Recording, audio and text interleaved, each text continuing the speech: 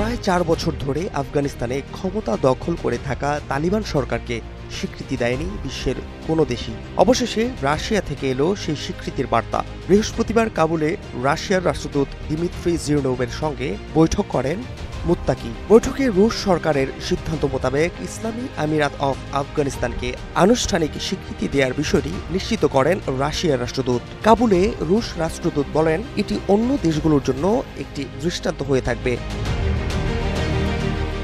2021 সালের আগস্টে ক্ষমতায় ফেরার পর থেকেই আন্তর্জাতিক স্বীকৃতি ও বিনিয়োগের জন্য চেষ্টা করে যাচ্ছে তালেবান সরকার, যদিও মানবাধিকার লঙ্ঘনের অভিযোগে তারা আন্তর্জাতিকভাবে সমালোচিত।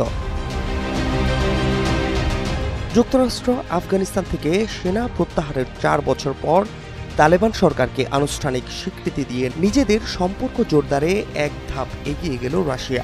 বৃহস্পতিবার দেশটি আনুষ্ঠানিকভাবে তালেবান নিযুক্ত আফগান রাষ্ট্রদূতের পরিচয়পত্র গ্রহণ করেন।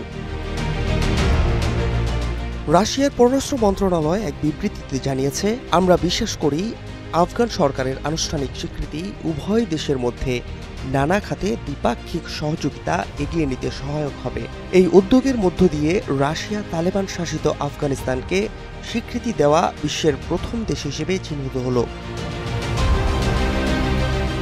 আফগান পররাষ্ট্রমন্ত্রী আমির খান মুত্তাকি সামাজিক যোগাযোগ মাধ্যম এক্সে কাবুলে নিযুক্ত রুশ রাষ্ট্রদূতের সাথে তার সাক্ষাতের একটি ভিডিও প্রকাশ করে বলেন, রাশিয়ার এই সাহসী সিদ্ধান্ত অন্য দেশের জন্যও উদাহরণ হয়ে থাকবে।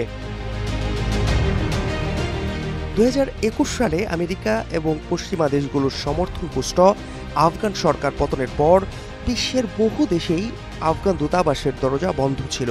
যদিও মস্কোর আফগান দূতাবাসের সামনে আফগানিস্তানের 3 রঙা পতাকাই দেখা গিয়েছে এতদিন। বৃহস্পতিবার সেই পতাকা বদলে তালিবানের সাদা পতাকা লাগানো হয়েছে মস্কোর আফগান দূতাবাসে। আমেরিকা, ভারতের মতো আরও বহু দেশ আনুষ্ঠানিকভাবে তালিবান সরকারকে স্বীকৃতি না দিলেও কাবুলের সঙ্গে যোগাযোগের দরজা কখনোই পুরোপুরি বন্ধ করেনি দেশগুলো। Fahad Shahriar, news desk, global television.